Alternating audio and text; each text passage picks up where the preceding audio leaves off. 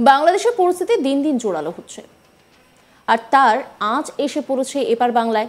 তারই মধ্যে সম্প্রতি বাংলা সফরে এসেছিলেন আরএসএস প্রধান মোহন ভাগবত, আর তার ঠিক পরপরই রাজ্যে আসেন জাতীয় নিরাপত্তা উপদেষ্টা অজিত দোভাল। সূত্রের খবর, আর তারা নাকি এসে একে অপরের সঙ্গে সাক্ষাৎ করেছেন, সেই সঙ্গে তারা বাংলার সীমান্ত পরিদর্শনে যান।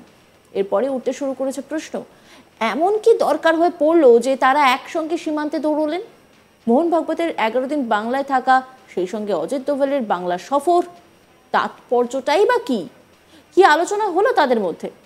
দানা বেঁধেছে রহস্য। বাংলাদেশের সঙ্গে লাগোয়া রাজ্য বলতে একমাত্র পশ্চিমবঙ্গ, আর তাই সম্প্রতি বাংলা সফরে এসেছিলেন অজিত দোভাল। সীমান্তে নিরাপত্তা ব্যবস্থা থেকে শুরু করে কেন্দ্রীয় ইন্টেলিজেন্স বিভাগের সঙ্গেও বৈঠক করেন তিনি। আর তারপরে দানা বাঁধে রহস্য। হঠাৎ এমন কি হলো যে কারণে বাংলায় ছুটে এলেন অজিত দোভাল? মনে করা হচ্ছে বাংলাদেশকে এবার ট্যাকেল করার জন্য ময়দানে নেমেছেন ভারতের জেমস বন্ড বলে পরিচিত অজিত দোভাল।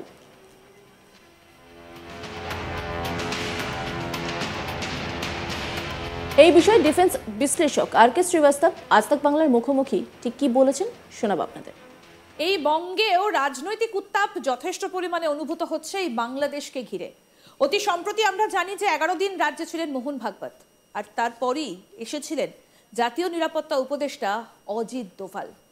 কি এমন গুরুত্বপূর্ণ বাংলার এই সীমান্ত যে সেখানে নাকি একসঙ্গে গিয়েছিলেন অজিত দোভাল এবং মোহন ভাগবত?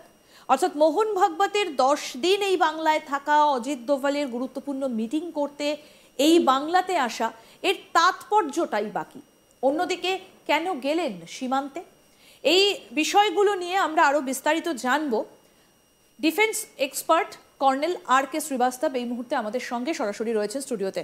স্যার, আপনাকে স্বাগত জানাই। আমি শুরুতেই আপনার কাছে জানতে চাইবো, এই যে মোহন ভাগবতের আসা, তারপরে অজিত দোভাল তার এখানে এসে বৈঠক করা, এর মধ্যে গুরুত্বপূর্ণ একটা লিঙ্ক তো রয়েছে। লিঙ্কটা আসলে কি? ও, বহুত সুন্দর, আপনি খুব ভালো প্রশ্নটা করেছেন। একদিকে আছেন আমাদের পূজনীয় মোহন ভাগবত, আরএসএস চিফ, উনি প্রমুখ আছেন, ওটা তো আধ্যাত্ম নিয়ে কাজ করছেন। আর একদিকে আছেন আমাদের অজিত ডোভাল, উনি ন্যাশনাল সিকিউরিটি অ্যাডভাইজার, উনি security, India security and international রিলেশনের উপরে অনেকগুলো ওনার ইনপুট আছে। আর আপনি এটা দুটোকে যোগ করে দিলেন, রাইট? কিন্তু এর মধ্যে একটা তৃতীয় জিনিস আছে, আমাদের পশ্চিমবঙ্গ, রাইট? এই তিনটে জিনিসে যদি আপনি পরিপ্রেক্ষটা আপনি যদি ভালো করে দেখেন, তাহলে আপনার পুরো ক্রমশ এটা ক্লিয়ার হয়ে যাবে।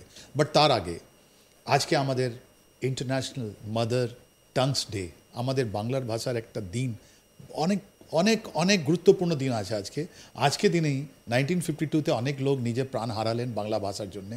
আমি ওদেরকে শ্রদ্ধা করি, ওনাদের প্রণাম জানাই। বিকজ এই ভাষা, এই লিপি নিয়ে প্রচুর লোক নিজের লাইফের স্যাক্রিফাইস করলেন, বলিদান দিলেন। এদিকেও আমাদের বর্ডার, এদিকেও ওদিকেও।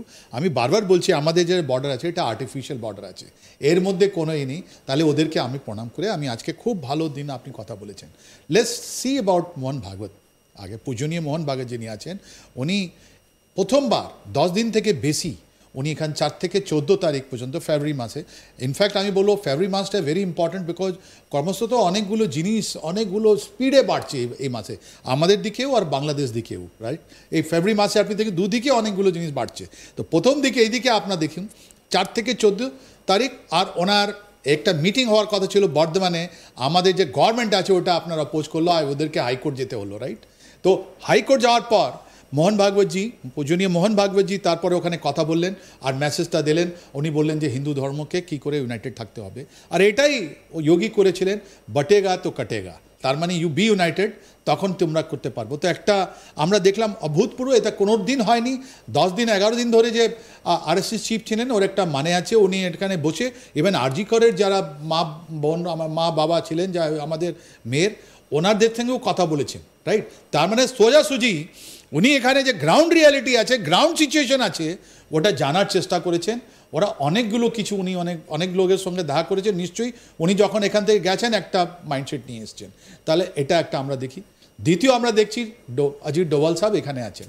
এই অজিত ডোভাল সাহেবের আপনি যে ভিজিটটা আপনি দেখবেন, ওটা প্রসপেক্টিভ আছে। এখন এই গত সপ্তাহে বাংলাদেশ বর্ডার গার্ড এর চিফ আর আমাদের বিএসএফ এর চিফের সঙ্গে ওদের রিলেশনশিপ হলো নাম্বার 1, ওদের একটা মিটিং হলো, ওর মধ্যে আমাদের কাটাতার নিয়ে কথা হলো নাম্বার 1, নাম্বার 2 ওদের যে ফরেন অ্যাডভাইজার আছেন উনি আমাদের ফরেন মিনিস্টারের সঙ্গে গিয়ে দোহাতে দেখা করলেন, রাইট, ওখানে সাইডলাইনে ওদের কথা হলো, অনেকগুলো জিনিস ওর মধ্যে উঠেছে।